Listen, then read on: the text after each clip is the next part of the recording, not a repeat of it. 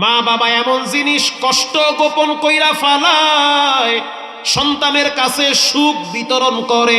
মা বাড়ির জমি বিক্রি করে লন্ডন পাঠাইছে। সন্তান লন্ডন যাওয়ার পর গোপনে এক মেয়ের সাথে রিলেশন শুরু করছে। গোপনে গোপনে প্রেম করতে করতে একটা সময় এই ছেলেটা দেশে একা একা গোপনে গোপনে আসে, আর ওই মেয়েটার বাড়িতে যায়। বিবাহ করছে কিন্তু মায়ের খবর নেয় না। এরকম আছে না নাই? অভাব নাই, হাজার হাজার। মেয়েটার প্রেমে অন্ধ হয়ে গেছে। এদিকে মা অসুস্থ, খবর নেয় না, দেখতেও যায় না। অনেক দিন হয়ে গেল।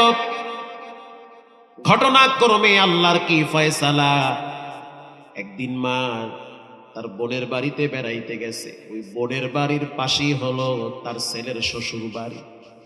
তো মা তো জানে না যে আমার সন্তান লন্ডন থেকে দেশে আসছে। মনে করছে বাজান বুঝি আমার লন্ডনে আছে। মা যখন চলে গেল বোনের বাড়িতে, যাওয়ার পর সকালবেলা তাকায় দেখলো গাড়ি বাড়ির সামনে। কি ব্যাপার, বাড়ির সামনে গাড়ি কেন? পরে বুঝতে পারলো গাড়ি থেকে আমার কলিজার টুকরা নারী সেরা ধন সন্তান বের হয়েছে। সন্তানও জানে না যে আমার মা বেড়াইতে আসছে খালা বাড়িতে। কারণ সন্তান বেশিরভাগ বউ নিয়ে ঢাকায় উত্তরায় থাকে, গ্রামের শ্বশুর বাড়িতে গেছে। মা জানে না, মায়ের খোঁজ খবরও নেয় না। এদিকে মা তো মাই হয়, সন্তান যত কষ্ট দেয় তারপরও মা কষ্ট নেয় না, অতীত ভুলে যায়। আল্লাহু আকবার বলেন। এটা মা অতীত ভুলে যায়, মনে রাখে না। মা চিন্তা করতে আছে সন্তান আমারে ভুলছে, আমি তো ভুলতে পারি না। সন্তান যখন টের পাইল যে মা আসছে, তখন সন্তান দেখা করে নাই।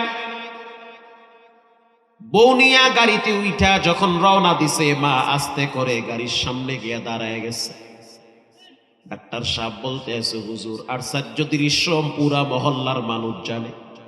গাড়ির সামনে দাঁড়ায় বলতে আছে, যদি যাইতে চাও তাহলে আমার বুকের উপর দিয়া গাড়ির চাকা নেওয়া লাগবে। কি অন্যায় করছি, কেন দেখা করো না? আমার রক্ত কি তোমার শরীরে নাই? আমি তো তোমার কাছে টাকাও চাই না। তোমার আব্বা যেই স্বর্ণ আমারে বানায় দিয়ে গেছে তা বিক্রি করে করে নিজের পেট চালায়। তুমি একটা মাত্র সন্তান, আমি তোমার কাছে এতটাই বোঝা হয়ে গেছি। যাও তোমার বউ নিয়ে ঢাকায় যাও, কিন্তু আমার সাথে তুমি কেন দেখা করো না? তুমি তো ভুলতে পারো কিন্তু আমি মা ভুলতে পারি না, কারণ আমার রক্তের টান লাইগা যায়। আমার তো রক্তের টান লাগে, আমি তো পারি না। এজন্য তোমারে দেখার জন্য দাঁড়ায় গেছি। তুমি একটু গাড়ি থেকে নামো, তোমার একটু আমি মন ভইরা দেখব। সন্তান গাড়িটা টাইনা সাইড কইরা আস্তে করে চইলা গেছে। মাকে পাত্তাই দিল না। লম্বা ইতিহাস চলে গেল আবার লন্ডনে। লন্ডনে যখন চলে গেল, যাওয়ার আগে মা তো সামনে দাঁড়ায় রইছিল, বাম হাতটা দিয়া ধাক্কা মারছে। তো ধাক্কা যখন মারলো, ডাক্তার বলতেছে, হুজুর ধাক্কার কারণে গাছের সাথে বাড়ি খাইছে মা। দুর্বল নারী, বৃদ্ধ নারী, বৃদ্ধা, নরম চামড়া, ধাক্কা খাওয়ার পরে ব্যথা পেয়েছে, মাথা ফেটে গিয়েছে, রক্ত বের হয়ে গেছে। সন্তান সে তার মনের আনন্দে চলে গেল, মনে করছে কিছুই হবে না। সন্তান আবার লন্ডন চলে গেল। লন্ডন যাওয়ার পরে বেশি না হুজুর 3টা দিন পর আমার কাছে টেলিফোন আসছে। ডাক্তার বলল, হুজুর আমার কাছে টেলিফোন আসছে। টেলিফোন আসার পরে আমি তো অবাক হয়ে গেলাম, ভাবলাম কি আর হইল কি? সুস্থ যুবক গেল, এত বড় দুর্ঘটনা কেমনে হইল? 3 দিন পরে যখন আমি শুনলাম যে সন্তানটা গাড়ি অ্যাক্সিডেন্ট করে বাম হাতটা হারায় ফেলাইছে, ডাক্তার হাতটাকে কাটতে কাটতে গোড়া পর্যন্ত কাটছে। এরপরে ভিতরে ইনফেকশন হয়েছে, কামাই করতে পারে না, টাকা নাই, সম্পদ সব হাতের পিছনে চইলা গেছে। স্ত্রীর কাছে ফোন কইরা বলল, ঢাকায় যেই ফ্ল্যাটটা কিনছি বিক্রি করে টাকা লন্ডনে পাঠাও। স্ত্রী বলল, সেটা বিক্রি করা যাবে না, তুমি যেমনে হোক ম্যানেজ করো। শ্বশুরের কাছে ফোন দিছে, শ্বশুর সাহেব লক্ষ লক্ষ টাকা আপনাদের পিছনে ব্যয় করছি, অল্প কিছু টাকা আমার জন্য পাঠান, আমি দেশে আসতে চাই। শ্বশুর বলল, এটা সম্ভব না, তুমি তো লন্ডনে থাকো, দামি রাষ্ট্রে থাকো, চেষ্টা করলে তুমি আসতে পারবা, অসুবিধা নাই। এবার সন্তানটা বুঝতে পারলো, ভুল ভাঙলো, যে আসলে এরা কেউ আপন না, সবাই স্বার্থপর।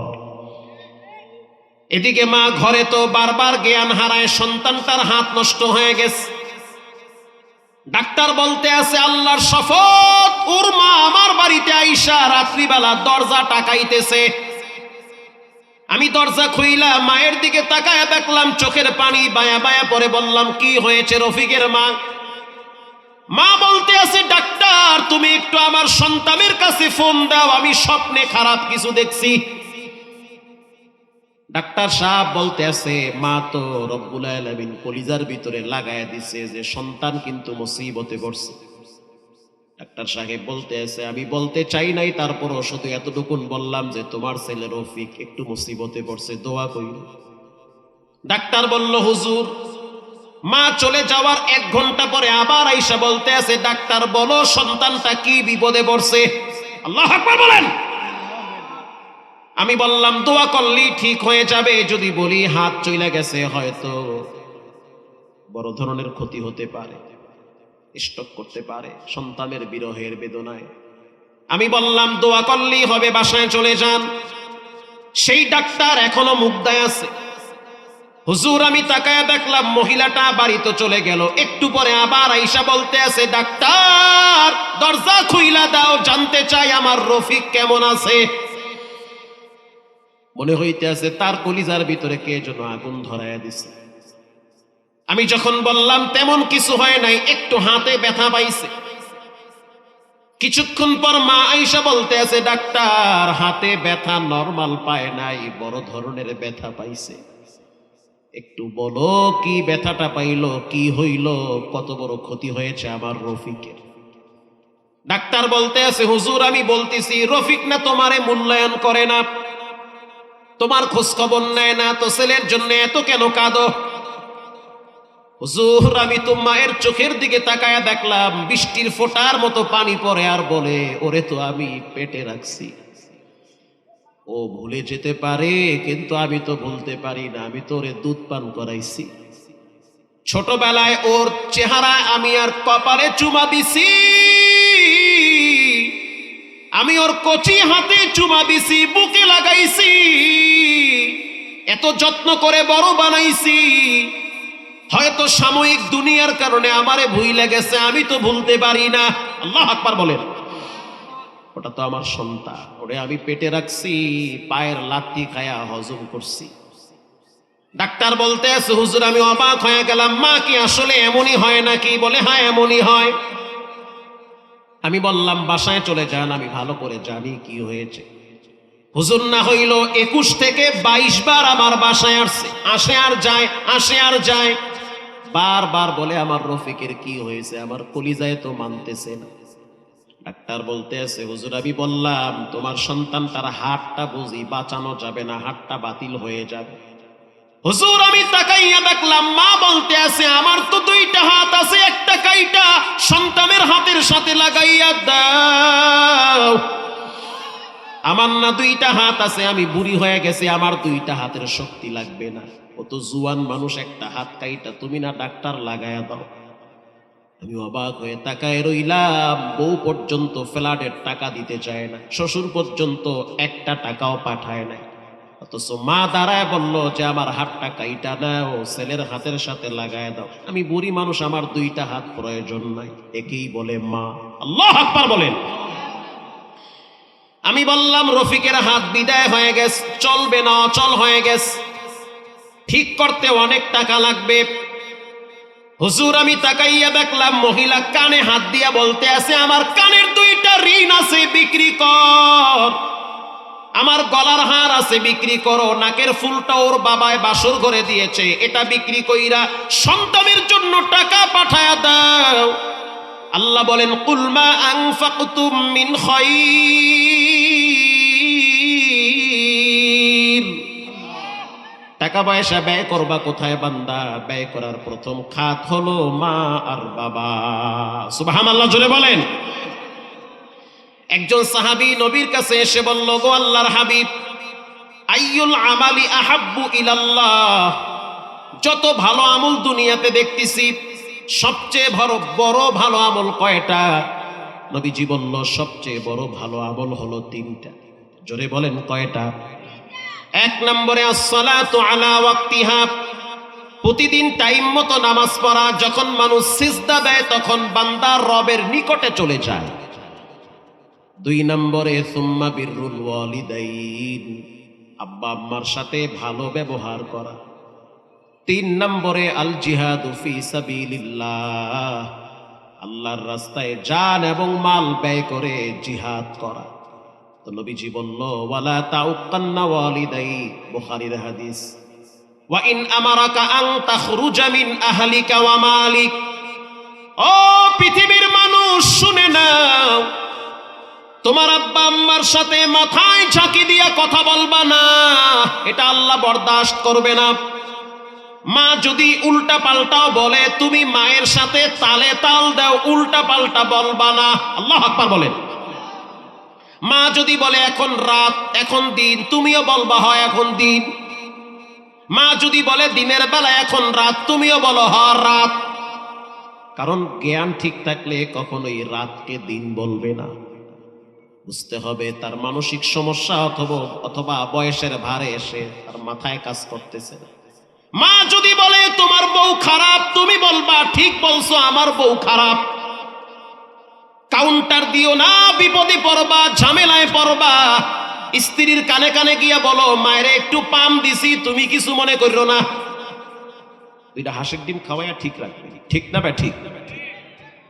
কিন্তু যদি আপনি বলেন আমার বউ তো স্বর্ণের টুকরা, তখন মা গোপনে গোপনে কাঁদবে আর বলবে, আমার পোলারে বুঝি শ্বশুর বাড়ি মানুষ তাবিজ করছে। ঠিক না বে ঠিক? কাউন্টার দিবেন না। মা যা বলে সবই ঠিক, একটাও ব্যাঠিক না, সব ঠিক। পৃথিবীর সবাই যদি বলে তোমার মা খারাপ, তুমি জোরে বলবা আমার মা হলো ভালো। তোমার শ্বশুর শাশুড়ি বউ সবাই যদি বলে তোমার মা খারাপ, আসলে তোমার মা মিথ্যা বলে সত্য। তোমার মা তোমার পকেটের টাকা নিয়ে যায়, এটাও সত্য। তোমার মা আলু ভর্তায় তেল বেশি দিয়া তোমার বউয়ের দোষ দেয়, এটাও সত্য। শুধু তাই না, আরো বেশি বেশি ভয়ঙ্কর অপরাধ করে, এগুলাও সত্য। তারপরেও তুমি জোরে বলবা আমার মায়ের মতো তুলনাই হয় না, আমার মা হলো সবচেয়ে ভালো মা। পৃথিবীর সবাই যদি বলে তোমার আব্বা খারাপ, তুমি জোরে বলবা আমার আব্বা ভালো। মারহাবা বলেন।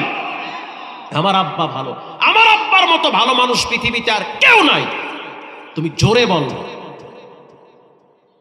প্রিয় ভাইয়েরা আমার, একজন সাহাবী এসে বলল, ইয়া নবী আল্লাহ, সবচেয়ে প্রিয় আমল কোনটা? নবীজি জানায় দিল, সবচেয়ে প্রিয় আমল হলো সুম্মা বিররুল ওয়ালিদাইন, মা বাবার সাথে সুসম্পর্ক রাখা। আমি কেমনে বুঝাইলে আপনারা বুঝবেন মা বাবা কত দামি জিনিস? হায়াতে যদি বরকত চান তো মায়ের খেদমত করেন। শুধু তাই না, টাকা পয়সায় যদি বরকত চান তো মায়ের খেদমত করেন। শুধু তাই না, মরার টাইমে যদি ঈমান নিয়ে মরতে চান তো মায়ের খেদমত করেন। যদি মনে করেন আমি ঈমানের সহিত মরতে চাই, ভালো একটা মরণ হোক, তো মায়ের খেদমত করেন। আল্লাহু আকবার বলেন। আপনি যদি বলেন আমি চাই আমার সন্তান আমার কথা শুনুক, তো মায়ের খেদমত করেন। এর বিকল্প কোন রাস্তায় আপনার শান্তি নাই, কিচ্ছু করার নাই। আপনি কি করবেন? রব এইভাবে তার ফিট করে রাখছে। আল্লাহর হাবিব বলেন, ওয়ালা তাউক্কান্না ওয়ালিদাইক ওয়া ইন আমারাকা আন তাখরুজা মিন আহলিকা ওয়া মালিক। ও পৃথিবীর মানুষ শুনে নাও, তোমার আব্বা আম্মাকে রাখতে গিয়ে যদি তোমার পরিবার বলে তোমার সাথে থাকবো না, তুমি জানায়া দাও তোমাদের কাউকে লাগবে না, আমি আমার মায়ের সাথে থাকতে চাই। কি পারবেন না বলতে? বইলা দিবেন। নবীজি বলেন, যদি পরিবার ছাড়তে হয় সাইরা দাও, তারপরেও মাকে ছাড়া যাবে না। এই হাদিস নবী তো তখন বলছে, কিন্তু 2026 সালে এই 3 দিন আগে হাদিসের বাস্তব ঘটনা চোখের সামনে দেখছি। পত্র পত্রিকায় অনলাইনে যারা থাকেন তারা দেখছেন, এক যুবক অজর ধারায় কাঁদে আর বলে, আমি আমার মায়ের খেদমত করতে গিয়া চাকরি হারায় ফেলাইছি, আমি আমার মায়ের খেদমত করতে গিয়া বউ হারাইছি, আমার 2.5 বছরের বাচ্চাটা স্ত্রীর সাথে চইলা গেছে, মায়ের খেদমত কেন করি? এজন্য। যুবক অজর ধারায় কাঁদে আর বলে, চাকরি গেছে আফসোস নাই, বউ বাচ্চা গেছে আফসোস নাই, আমি তো আমার মায়ের সাথে আছি। মা কাঁদে আর বলে, আল্লাহ তুমি আমার সন্তানটারে কবুল করো। পৃথিবীর মানুষ কেঁদেছে, আমিও কাঁদছি দৃশ্য দেখে। একটা টাগরা নওজোয়ান যুবক, মাত্র 22 থেকে 26 বছর বয়স, অথচ তার লুলা মায়ের খেদমত করে ভাঙ্গা তাল পাতার ঘরে। এই যুগে, এটা 2001 সালের ঘটনা না, 26 সালের ঘটনা। যুবকের বক্তব্য হলো, চোখে আঙ্গুল দিয়ে সবাইরে দেখায় দিছে, স্ত্রী চলে গেছে চলে যাক, সন্তান চইলা গেছে যাক, চাকরি নট হয়ে গেছে চইলা যাক, তারপরও আমি আমার মাকে ছাড়তে পারি না। আল্লাহু আকবার জোরে বলেন। একই বলে সন্তান। রাসূলুল্লাহ বলেছেন, ওয়া ইন আমারাকা আন তাখরুজা মিন আহলিক ওয়া মালিক, আহলিক ওয়া মালিক, তোমার পরিবার যদি চলে যায় যাক, তারপরও মাকে ছাড়া যাবে না, আব্বাকে ছাড়া যাবে না। তোমার সম্পদ যদি সবটাই নষ্ট হয়ে যায়, তারপরেও চলে যাক, কিন্তু তুমি তোমার মাকে ছাড়তে পারবা না, আব্বাকে ছাড়তে পারবা না। তোমার আব্বা এক সময় বুড়া হয়ে যাবে, এখন তোমার বাবার পকেটে টাকা বোঝাই করা আছে, এক সময় টাকা থাকবে না, তুমি টাকার মালিক হবা, তোমার আব্বা বিছানায় পড়ে যাবে, ডাক্তার বলছে তোমার আব্বারে চিকিৎসা করতে টাকা লাগবে 10 লাখ। তুমি স্বপ্ন দেখলা যে আমার অ্যাকাউন্টে টাকাও আছে 10 লাখ, টাকা দিয়ে আমি ব্যবসায় খাটায় অনেক টাকার মালিক হব। হঠাৎ খবর আসলো বাবা অসুস্থ, 10 লাখ পুরাটাই লাগবে। এখানে হলো পরীক্ষা, বান্দা তুমি বাবার জন্য টাকা ব্যয় করবা না নিজের ভবিষ্যতের জন্য টাকা গড়বা? রাসূল বলেন, তোমার বাবার জন্য টাকা ব্যয় করো, কয় টাকাই বা ব্যয় করবা? বাবা যদি তোমার উপরে সন্তুষ্ট থাকে, এর চেয়ে কয়েক গুণ সম্পদ তোমার পা চুম্বন করবে। আল্লাহু আকবার জোরে বলেন। এজন্য আল্লাহ রাব্বুল আলামিন বলেন, ইয়াসআলুনাকা মাযা ইউনফিকুন কুল মা আনফাকতুম মিন খায়রিন ফালিল ওয়ালিদাইনি ওয়াল আকরাবিন।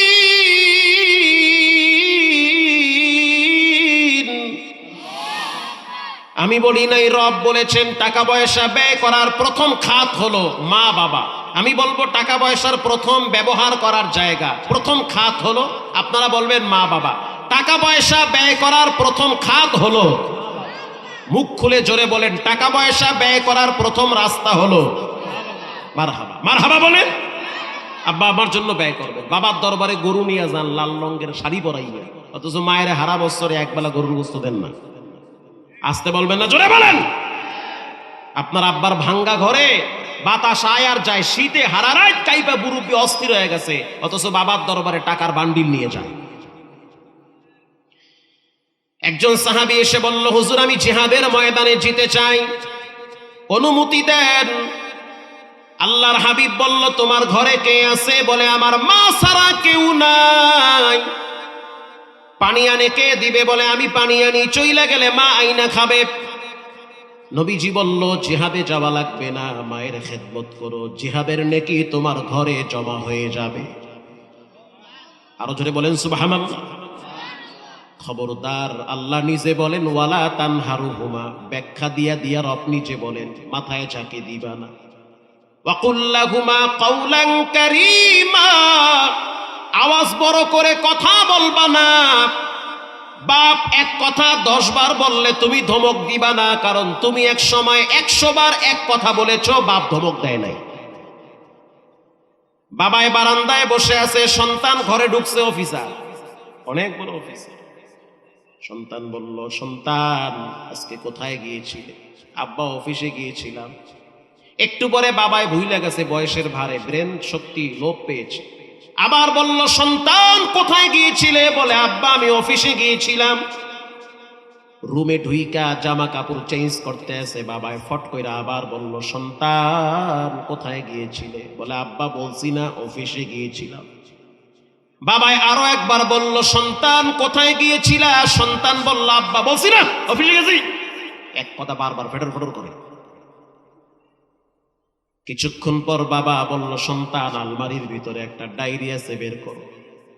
এবার সন্তান মনে করছে ডায়েরির ভিতরে বুঝি টাকা পয়সা আছে, এজন্য আগ্রহ কইরা তাড়াতাড়ি ডয়ার খুইলা ডায়েরি বের কইরা পৃষ্ঠা উল্টায়। বাপ বলতে আছে, সন্তান সর্বশেষ পৃষ্ঠার দিকে তাকায়া দেখো কি লেখা। সর্বশেষ পৃষ্ঠার দিকে তাকায়া দেখে 1993 সালের লেখা। 1993 সাল, ওরে সুবহানাল্লাহ, প্রায় 29 বছর আগের লেখা। বাপ ওখানে লেখা রাখছে, আজকে আমি আমার সন্তানকে নিয়ে বাহিরে ঘুরতে গিয়েছিলাম। আমার সন্তানের বয়স মাত্র 3 বছর। কত বছর? আমার সন্তানটার আঙ্গুল ধইরা যখন রাস্তায় হাঁটি, সন্তান কাকের দিকে তাকায় বলল, আব্বু ওটা কি? তখন আমি বলছি, ওটা কাক। একটু পরে সন্তান আবার বলল, বাবা ওটা কি? আমি বলছি কাক। সন্তান আবার বলল, ওটা কি? আমি বলছি কাক। একবার দুইবার না, প্রায় কয়েকবার সন্তান প্রশ্ন করেছে, ওটা কি? আমি বলছি কাক। আসার সময় আবার সন্তান বলল, আব্বু ওটা কি? আমি তখন বলছি, ওটা কাক। আবার বলল, ওটা কি? আমি সন্তানের কপালে চুমা দিয়া বললাম, বাবা ওটা হলো কাক, ওটা আল্লাহর একটা ক্ষুদ্র প্রাণী, পাখি। আমি তখন একটা বারও ধমক দেই নাই, বরং কপালে চুমো দিয়ে বলেছি, বাজান ওটা হলো কাক। আজ আমি তোমারে 4 বার জিজ্ঞাসা করছি কই গিয়েছিলা, তুমি ধমক দিয়া বললা। এক কথা কয়বার জিগাল লাগে? সন্তান ডায়েরি পড়ে আর চোখের পানি ছেড়ে কাঁদে আর বলে, আব্বা জান বেয়াদবি হইছে, মাফ করে দেন। আজ আপনার সাথে যেমন ব্যবহার করব, কিছুদিন পর আমার সন্তান আমার সাথে এর চেয়ে বেশি খারাপ ব্যবহার করবে। ঠিক না ঠিক? প্রিয় ভাইয়েরা আমার, এজন্য রাহমাতুল লিল আলামিন বলেন, পৃথিবীর মানুষ যদি হায়াতে বরকত চাও তো মা বাবার খেদমত করো, সম্মান যদি চাও তো মা বাবার খেদমত করো। আপনার যেমন টাকা পয়সা লাগে চলার জন্য, মা বাবারও তো পকেট খরচ লাগে। আমার যেমন 2টা বোন আছে, বিবাহ দিছি, বাচ্চা কাচ্চা আছে। বাবা এখন দুর্বল হয়ে গেছে, বয়সের ভারে টাকা কামাইতে পারে না। এখন ওই নাতির বাড়িতে বেড়াইতে গেলে তো কিছু নিয়ে যাওয়া লাগে। তো সন্তানের দায়িত্ব হলো বাবারে গোপনে গোপনে কিছু পকেট খরচ দেওয়া। কথা কর না কেন? পৃথিবীর কেউ যেন না জানে তুমি তোমার আব্বারে দিছো। দেওয়ার পরে খোটা দিবা না, খবরদার। আব্বার পকেটে গোপনে 200 টাকা ঢুকাইয়া দাও, কারণ বাবার মনে চায় চায়ের দোকানে নিজের বিল দিতে। তোমার যেমন বন্ধু বান্ধব আছে, তার জগতেও তো তার ফ্রেন্ড সার্কেল বন্ধু বান্ধব আছে। তুমি যেমন তোমার শ্বশুর বাড়ি বেড়াইতে যাও, সেও তো মাঝে মাঝে শ্বশুর বাড়ি বেড়াইতে যায়। জামাই বুড়া হয়ে গেল, জামাই থাকে বুড়া হয় না। কথা কন না কা?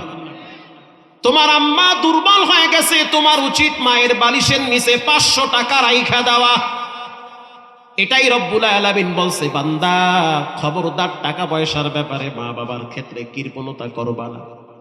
বাবায় দুর্বল হয়ে গেছে, গোপনে কিছু হাত খরচ দাও। কারণ নাতি বাড়ি গেলে নাতিরা দাদারে দাদিরে জড়ায়া ধইরা বলে, মজা নিয়ে আসছো।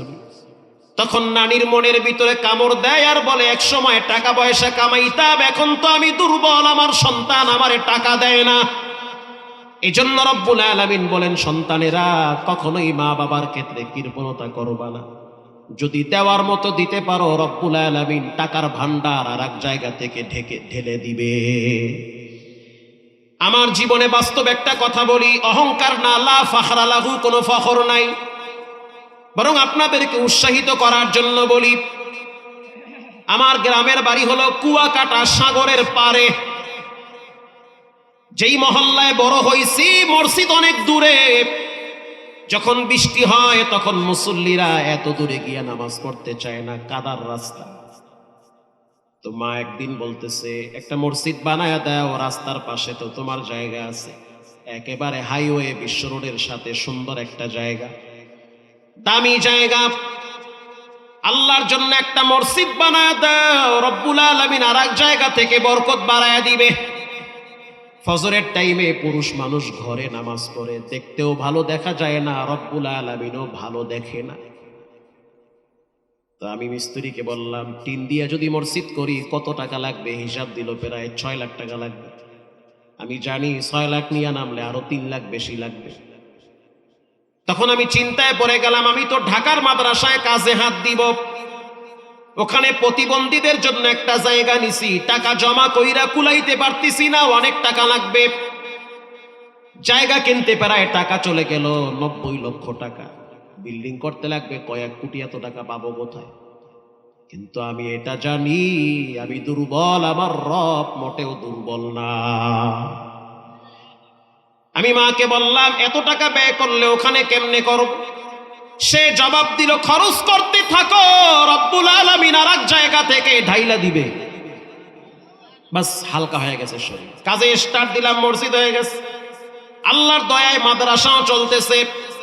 যেই দিন কাজ কমপ্লিট হয়ে গেল, আমেরিকার প্রবাসী, বাড়ি হলো সেই নোয়াখালী চাটখিল, বিশাল বড় ভক্ত, ফোনে বলল, হুজুর কি লাগবে আপনার বলেন, অনেক ভালোবাসি আপনার, আমার টাকার অভাব নাই, সম্পদের অভাব নাই, আল্লাহ আমারে অনেক দিছে, আমি একজন মা হারা সন্তান, আমার টাকা কে খায়? আজকে টাকার বন্যা দিয়া বেছে আল্লাহ আমারে। আমেরিকার মতো জায়গায় আমি নিজে ছোট্ট একটা ফ্যাক্টরির মতো খুলে ফেলাইছি, অসংখ্য ভাই বন্ধুদেরকে সেখানে কাজ দিয়েছি, কিন্তু মনে বড় আফসোস, যদি মা থাকতো মায়ের খাওয়াইতাম। আজকে দুঃসুখের দিনে মাকে হারায় ফেলাইছি। কি লাগবে বলেন? কিছুই লাগবে না, যখন কাজে হাত দিব তখন সহযোগিতা করবেন।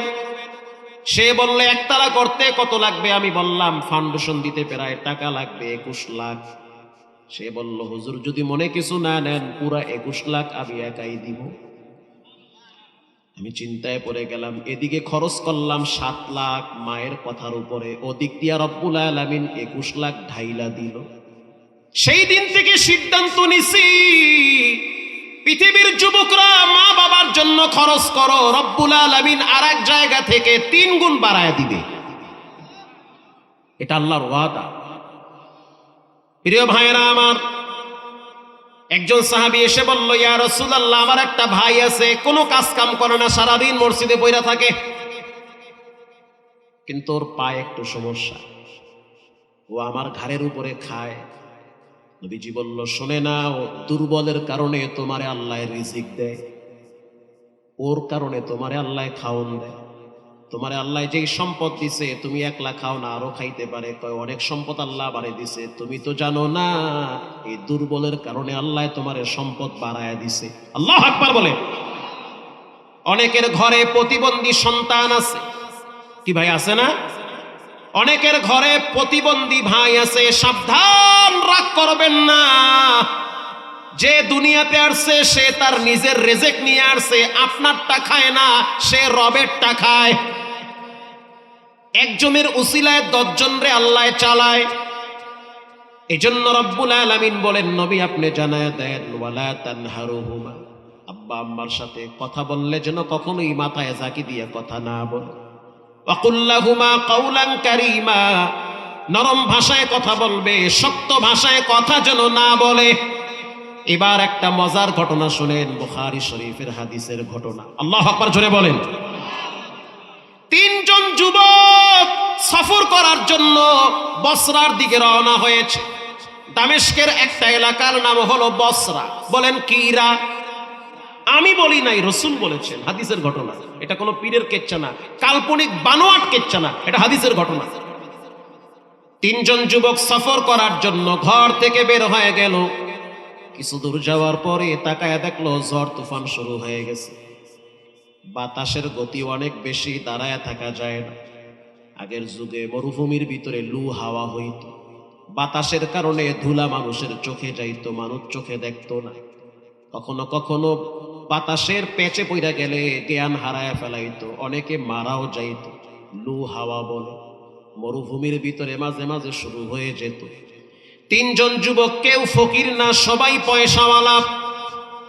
তৎকালীন যুগে বিমান ছিল না, জাহাজ ছিল না, উটের পিঠে, ঘোড়ার পিঠে, গাধার পিঠে সফর করা লাগতো। তিনজন যুবক চিন্তায় পড়ে গেল, যেভাবে বাতাসের গতি, সামনে আগানো যাবে না, তো কি করা যায়? বলে একটা গর্তের ভিতরে আশ্রয় না। আমি বলি নাই, বলেছেন মুহাম্মাদুর রাসূলুল্লাহ সাল্লাল্লাহু আলাইহি ওয়াসাল্লাম, গর্তে আশ্রয় না। এবার তিনজন যুবক গর্তের ভিতরে প্রবেশ করল। প্রবেশ করার পর তিনজন যুবক বুঝতে পারলো যে আমাদের মাথার উপরে যেই ফাঁকা জায়গাটা আছে, কোথা থেকে যেন পাথর আইসা ফাঁকা জায়গাটা আটকায় ফেলাইছে। অল্প একটু ফাঁকা আছে, যেই ফাঁকার কারণে কোনো মতে শ্বাস টানতে পারে, বাকিটা টানতে কষ্ট হয়। তিনজন যুবক চিন্তায় পড়ে গেল, এক বিপদ থেকে বাইচা আর এক বড় বিপদে পড়ে গেছে। আমার কথা কি আপনারা বুঝেন? গর্তে আশ্রয় নিছে, ধরেন এই গ্লাসটা হলো গর্ত, পাথর আইসা আটকায় ফেলাই, যে একটু ফাঁকা আছে, ওই ফাঁকা দিয়ে কোনো মতে বাতাস যায়, কোনো মতে বাতাস যায়। তিনজন যুবক চিন্তায় পড়ে গেল যে একটু পরেই হয়তো আমরা মৃত্যুবরণ করব, শ্বাস টানতে কষ্ট হয়, অক্সিজেন ভিতরে যায় না, বাতাস যায় না। তিনজনে পরামর্শ করলো কি করা যায়। 13 জনের টাকা আছে, 13 জনের সম্পদ আছে, জায়গা জমিনের অভাব নাই, কিন্তু এমন জায়গায় বিপদে পড়ছে, রবের সহযোগিতা ছাড়া কেউ বাঁচাইতে পারবে না।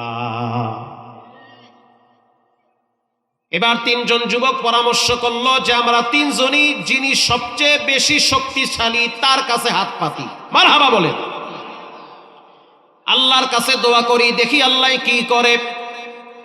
প্রথম যুবক 2টা হাত তুলছে গর্তের ভিতরে, আমি বলি নাই, হাদিস বলছে।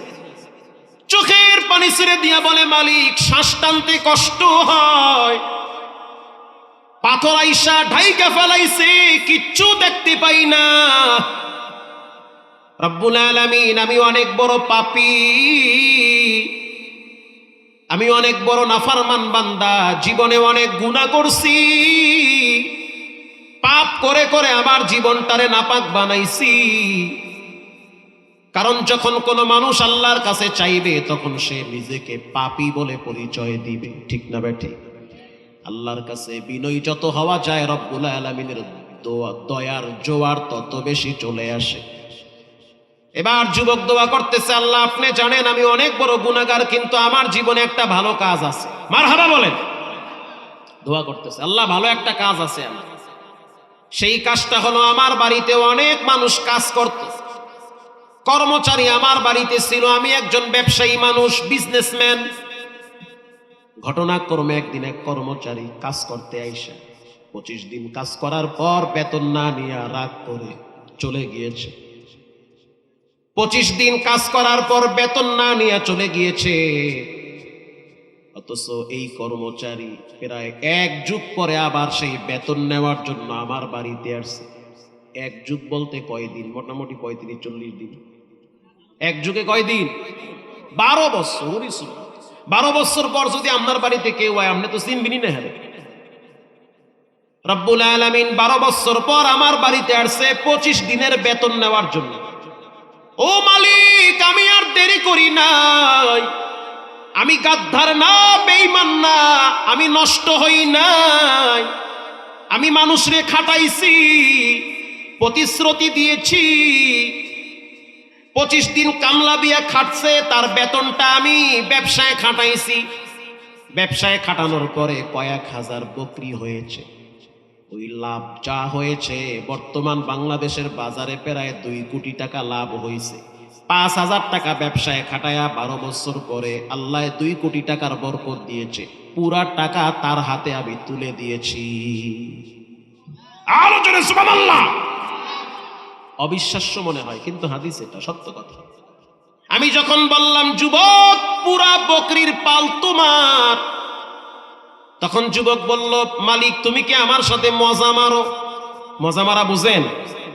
আমি কাম করছি মাত্র 25 দিন, বেতন দিবা 4,000 বা 5,000, কিন্তু তুমি বলতেছো যে পুরা বকরির পাল, এখানে তো প্রায় কয়েক কোটি টাকার সম্পদ। রব্বুল আলামিন পুরা সম্পদ আমি তাকে দিয়েছি, আমি যখন তাকে দিলাম তখন তার চোখের গোড়ায় পানি দেখছি। চোখের গোড়ায় পানি দেখেছি, ওই পানিটা হইল কষ্টের না বরং আনন্দের কান্না। আল বুকাউ মিনাল ফারাহ, অতি সুখে মানুষ কাঁদে। রিক্সাওয়ালার ছেলে ব্যারিস্টার হয়েছে, কান্দা দিছে খুশির ঠেলায়। ভ্যানওয়ালার মেয়ে পরীক্ষায় পাশ কইরা এমবিবিএস ডাক্তার হয়ে গেছে, খুশির ঠেলায় কেঁদে দিয়েছে। ঠিক না বে ঠিক? এটাকে বলা হয় অপ্রত্যাশিত কোনো বিষয় যদি হঠাৎ সে পেয়ে যায় তখন সে খুশির ঠেলায় কান্দা দেয়। রব্বুল আলামিন আমি তার চোখে পানি দেখছি। অতএব তুমি যদি ওই দিনের আমলটা পছন্দ করো তাহলে এই পাথরের গজব সরায়া দাও। নবীজি বলল, দোয়া করতে না করতে তাকায় দেখলো তার মাথার উপরের পাথর 1/3 অংশ সরে গিয়েছে। তার মানে দোয়া কবুল হয়ে গেছে। দ্বিতীয় যুবক হাত তুলে দোয়া করতেছে, আল্লাহ আপনি তো জানেন আমার গোপনে প্রকাশ্যে কি পরিমাণ গুনাহ আছে। আপনি ছাড়া আমার কেউ নাই, কিন্তু আমি ছাড়া আপনার কোটি কোটি বান্দা আছে। এমন একটা চিপায় পড়ছি, তুমি ছাড়া আমারে কেউ বাঁচাইতে পারবে। এত সুন্দর একটা জীবন যদি গর্তের ভিতরে নিবু হয়ে যায় তাহলে জীবনের কি বা মূল্য রইল? রব্বুল আলামিন আপনি তো জানেন আমার জীবনে একটা ভালো আমল আছে। আমি আমার চাচাতো বোনকে অনেক ভালোবাসতাম। চাচাতো বোন আমাকে অনেক ভালোবাসতো। একদিন আমি চাচাতো বোনের ঘরে সুযোগ পায়া ঢুইকা গেছি। চাচাও ঘরে ছিল না, চাচিও ছিল না। ঢোকার পরে তাকায়া দেখলাম দাঁড়ায় দাঁড়ায় চাচাতো বোন চিরুনি দিয়া মাথা আছড়ায়। আমি তখন তাকে টাচ করার জন্য হাতটা বাড়াইছি, আর আমার চাচাতো বোন বলল, ইন্নী আখাফুল্লাহ, আমি একজনের সবচেয়ে বেশি ভয় পাই, তিনি হলেন আমার আল্লাহ। যদি আমার গায়ে হাত দিতে চাও তাহলে কবুল করো, মোহর দাও, বিবাহ করো। অবহিতভাবে আমার গায়ে টাচ করতে পারো না। কোনো হারাম মানুষকে শান্তি দেয় না, কোনো হারাম আনন্দ মানুষকে আরামে ঘুমাইতে দেয় না। রব্বুল আলামিন আমি সুযোগ ছিল চাইলে হাত দিতে পারতাম। যখনই আমার বোনটা বলল আল্লাহরে ডরাও, সাথে সাথে আমি তারে ছেড়ে দিয়েছি। রব্বুল আলামিন আমার স্বাধীনতা ছিল, আমার বোনটা আমাকে ভালোবাসতো, চাচাতো বোন ছিল, কিন্তু তোমার ডরে আমি তার গায়ে টাচ করি নাই। রব্বুল আলামিন ওই দিনের আমলটা যদি পছন্দ হয় তাহলে এই পাথরটারে সরায় দাও। আল্লাহর নবী বলেন পাথরটা অর্ধেক ফাঁকা হয়ে গেছে। এজন্য যুবকদেরকে বলবো গোপন কিছু আমল থাকার দরকার আছে না নাই? 3 নম্বরের যুবক হাত তুলে বলতে আছে, আল্লাহুম্মা কানা লি আবাওয়ানি শাইখানি কাবীরা। রব্বুল আলামিন আমার 2 জন মানুষ আছে। কয়জন? 2 জনই বৃদ্ধ হয়ে গেছে। একজন হলো আমার মা, আর একজন হলো আমার আব্বা। রব্বুল আলামিন আপনি তো জানেন আমি প্রতিদিন বকরির দুধ দহন করে আগে মায়েরে পান করাই। আমার 3-4টা বাচ্চা আছে, কান্দে, তারপরও খাবার দেই না। যতক্ষণ না পর্যন্ত আমি আমার মায়ের মুখে খাবার না দেই ততক্ষণ পর্যন্ত বাচ্চার মুখে দেই না। একদিন আমি একটা গাছ কেনার জন্য অনেক দূরে গেছি, দোয়া করলো মাঝে মাঝে, নাইলে বাটাম খাওয়া লাগবে। দুনিয়াও শান্তি নাই, মরার বড় শান্তি নাই।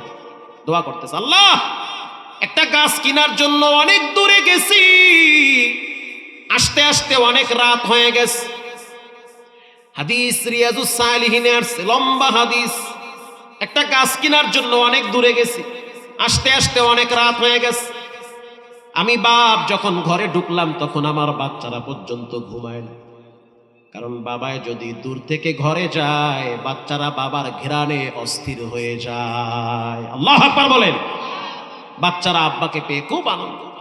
রব্বুল আলামিন আমার বাচ্চাগুলো আমারে জড়া ধইরা বলতে আছে, আব্বু বকরির দুধ দাও। আমি এমন শক্ত বাপ, মা ভক্ত বাপ, বাবা ভক্ত বাপ। আমি যেমন বাপ আমারও তো একজন আব্বা আছে, আমি যেমন সন্তান আমার তো একজন মা আছে।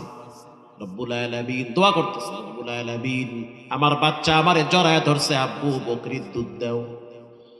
আমি তখন বকরির দুধ দহন করে বাচ্চার মুখে দেই নাই, বাচ্চার দিকে তাকায় বললাম, বাবা পরে খাবা, আগে আমার মা দুধ পান করবে।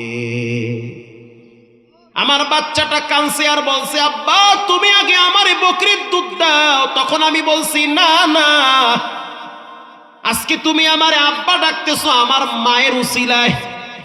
কথা কন না কা? এই যে অনেক বড় বকরির পাল, এগুলো সব আমার মায়ের দোয়ায়। ওই কোনায় আমার মা ঘুমিয়ে আছে দুর্বল, আগে আমার মা দুধ পান করবে, তারপরে তোমরা দুধ খাবা। রব্বুল আলামিন আমি আমার মাকে আগে দুধ পান করাইছি। আমার মা সেদিন রাত্রিবেলা আমার জন্য দোয়া করেছিল, রব্বুল আলামিন আমার সন্তান যদি কখনো মুসিবতে পড়ে তখন যেন তোমার ছায়া ছেলের মাথার উপরে থাকে। আল্লাহর রাসূল বলেন, বলার সাথে সাথে পুরা পাথরটা বাতাসের ধাক্কায় অনেক দূরে চলে গেছে। তাহলে চিন্তা করে দেখেন মা বাবা কত দামি সম্পদ। নবীর সাহাবী আলকামা মুখে কালেমা আসে না, অথচ আলকামা রাদিয়াল্লাহু তাআলা আনহু দামি সাহাবী, জিহাদে জিহাদ করছে, যুদ্ধের ময়দানে জিহাদ করছে, হজ করছে, উমরা করছে, দানও করে। মৃত্যুর সময় জিহ্বা বেঁকা হয়ে গেছে, কালেমা আসে না, চোখ বের হয়ে গেছে। স্ত্রী চিন্তায় পড়ে গেল, স্বামীর এমন ভয়ঙ্কর অবস্থা কেন? আল্লাহর নবী তার মাকে খবর দিল, বৃদ্ধা মা লাঠি ভর দিয়ে দাঁড়ায় গেছে। ওগো আল্লাহর হাবিব, আমার সন্তান বড় ভালো মানুষ, নামাজ পড়ে, কোরআন পড়ে, আপনারে মানে, রাসূলকে মানে, আল্লাহকে মানে। আল্লাহর নবী বলল, আমি জানতে চাই তোমার সাথে সম্পর্ক কেমন? মা বলতে আছে, আমার সাথে সম্পর্ক খারাপ, বইয়ের কথা মতো চলে, আমাকে পাত্তা দেয় না। আল্লাহর নবী বলতে আছে, এই জন্যই তো প্যাঁচ লাগছে। মা যদি ক্ষমা না করে পৃথিবীর কেউ তারে ক্ষমা করতে পারবে না। আল্লাহু আকবার বলেন। এমনকি আমি নবীর শক্তি নাই যে তাকে মুক্তি করব। এখানে একমাত্র তোমাকেই প্রয়োজন হবে, ক্ষমা করো, তা না হলে কিন্তু জাহান্নাম তার জন্য বরাদ্দ হয়ে গেছে। ঈমান নিয়ে মরতে পারবে না। সাহাবী আর আমনে আমি কই বাবা, একজন সাহাবী, সে ঈমান নিয়ে মরতে তার অবস্থা খারাপ হয়ে যাচ্ছে, মায়ের সাথে সম্পর্ক দূরত্ব। নবীজি বলল, আলকামারে আগুনে পুড়ে ফেলাবো। মা তখনও পর্যন্ত নরম হয় না। কিছুক্ষণ পর রাহমাতুল লিল আলামিন বলল, বেলাল একটা কাজ করো, পাহাড়ে গিয়া লাকড়ি নিয়ে আসো, আলকামারে আগুনে পুইরা ফেলাবো। জাহান্নামের আগুনের চাইতে দুনিয়ার আগুন অনেক নরমাল হবে।